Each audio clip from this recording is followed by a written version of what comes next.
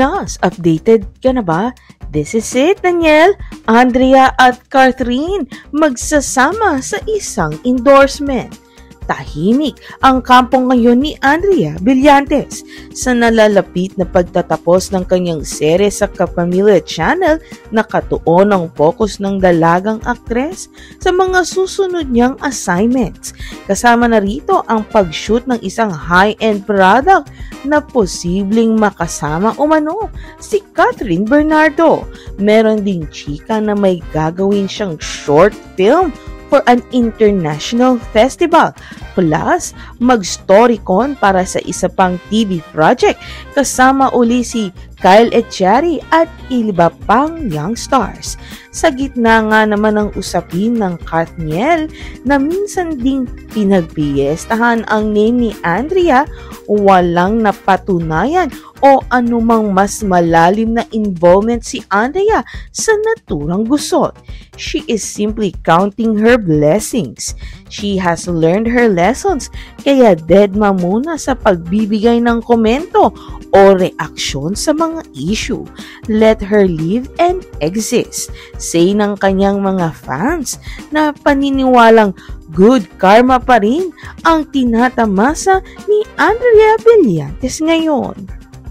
Pilipinas, updated ka na ba? This is it, Daniel, Andrea at Catherine magsasama sa isang endorsement. Tahimik ang kampo ngayon ni Andrea Brillantes sa nalalapit na pagtatapos ng kanyang serye sa Kapamilya Channel na katuon ang focus ng dalagang aktres sa mga susunod niyang assignments. Kasama na rito ang pag-shoot ng isang high-end product na posibleng makasama umano si Catherine Bernardo. Meron ding chika na may gagawin siyang short film for an international festival. Plus, mag-storycon para sa isa pang TV project kasama uli si Kyle Echari at iba pang young stars. Sa gitna nga naman ng usapin ng Katniel na minsan ding pinagpiestahan ang name ni Andrea, walang napatunayan o anumang mas malalim na involvement si Andrea sa naturang gusot. She is simply counting her blessings. She has learned her lessons, kaya deadma muna sa pagbibigay ng komento o reaksyon sa mga issue. Let her live and exist, say ng kanyang mga fans na paniniwalang good karma pa rin ang tinatamasa ni Andrea Brillantes ngayon. Pilipinas, updated ka na ba? This is it, Daniel, Andrea at Catherine magsasama sa isang endorsement.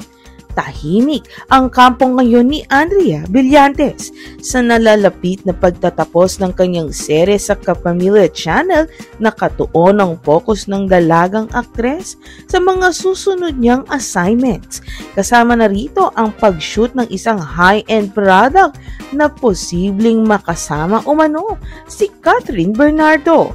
Meron ding chika na may gagawin siyang short film for an international festival.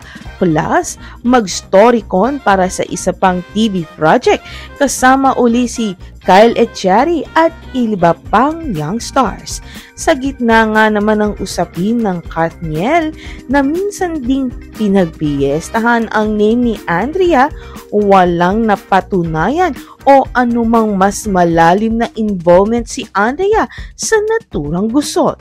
She is simply counting her blessings. She has learned her lessons, kaya deadma muna sa pagbibigay ng komento o reaksyon sa mga issue. Let her live and exist, say ng kanyang mga fans na paniniwalang good karma pa rin ang tinatamasa ni Andrea Brillantes ngayon.